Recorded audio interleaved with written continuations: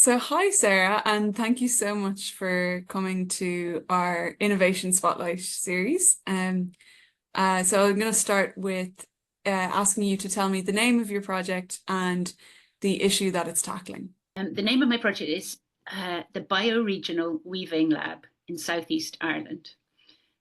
So what we're trying to tackle are some of both the big environmental and the societal challenges that are affecting everybody at the moment, and to sort of think about how can we take those really complex and entangled crises and bring it down to something that really does make a change on the ground from a bottom-up way, but is still addressing some of the biggest systemic kind of challenges that we have. But at the same time, looking at how culture and that sense of place sits on top of that, and how it's affecting our quality of life, our mental health, our physical health, and those kind of things. And can we bring it together, layering nature and society to address some of the things that we really have to look at.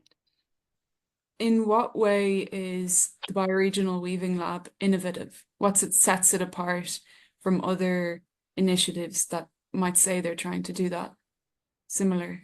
I think it's in our name. So if we look at the name, if we say bioregional, we work on a bioregional scale. So the bioregion is saying that what we first ask, what would nature say in terms of how we address these things? And the water catchments, so the river catchments make sense as the base layer and the geology under that. But how would that then, could we start looking at some of these challenges on these river catchment basis? But then on top of that, look at the social and cultural layering on top of that. So where do people feel that they are motivated to make change? And a bioregion is that layering of nature and society, ensuring that everything's related within that. So we don't look at county boundaries, we look at bioregional boundaries, which for us is slightly bigger than the counties. It spills out of County Waterford and into the catchments around. But so it's the biggest scale at which you can really build a sense of relationships. In this case, it means weaving people and projects and place together for universal well-being. So that weaving part says there are so many fragmented things happening around that container of a bioregion.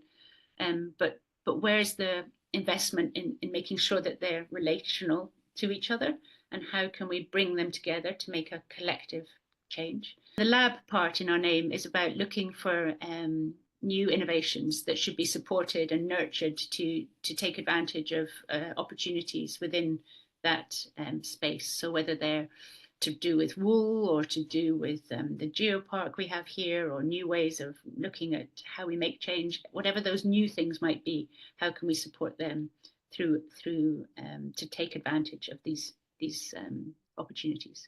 But then the other part is how we do it, and we use the framework of common land, which is about saying that if we want to make big scale change from what are quite extractive and deep degradational processes, we need to look for 4 different kinds of value creation or returns from the losses. And those have to be, we have to bring back nature. We've been extracting too much of some of those environmental things. So we need a return of nature. We need to return some of the societal fabrics in our landscape to do with meaningful jobs or new networks. We need to bring back, make sure that that's all financially supported, because that is a fundamental part of that. But are there new ways of financing on a bioregional basis, or for nature, for society? And then finally, we need a return of motivation and inspiration.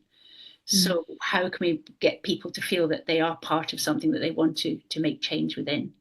So these 4 returns from nature, society, finance, and inspiration are a fundamental narrative that we all use to be able to look at different initiatives going on and bring us together to say what's happening across the landscape in terms of that regeneration. And so that, again, I think is an innovative way of looking at that.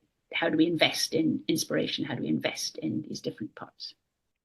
And then what are the key outputs that the Bioregional Weaving Lab has produced over the years? We've been working for about 2 years, and one of the the first outputs we did after a few months. So the way we work would be to go out into the field and really walk the land with the different farmers, with the growers, with decision makers, visit them and build trust. Say, who are these people coming in and trying to connect us all together. And then in September 2022, we started writing a common vision. And that became what we called our manifesto. And it's a manifesto for how we can what we know about our place and what we believe it could be and what we want, the change we want to see. And this manifesto, it's about 3 minutes long when you read it out loud, and it's a way of saying we have this common vision that is about community being at the core and taking decisions and how we can connect for better food systems.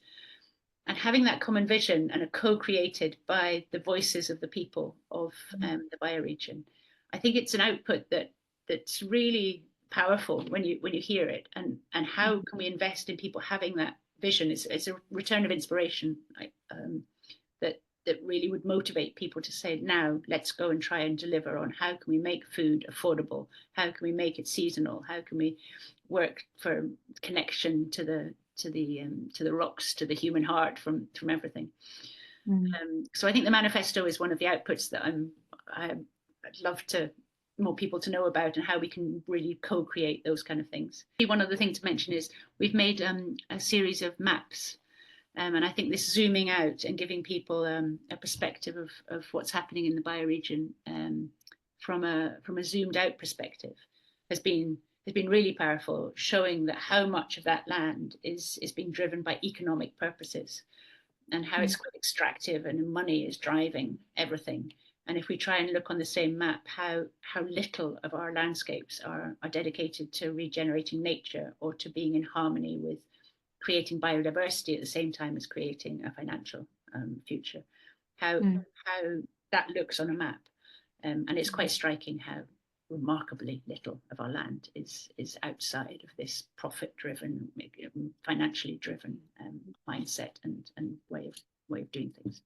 So I think the map making, bioregional map making, is another big part. In terms of people who might be watching this and going, this sounds so amazing, how can I be involved?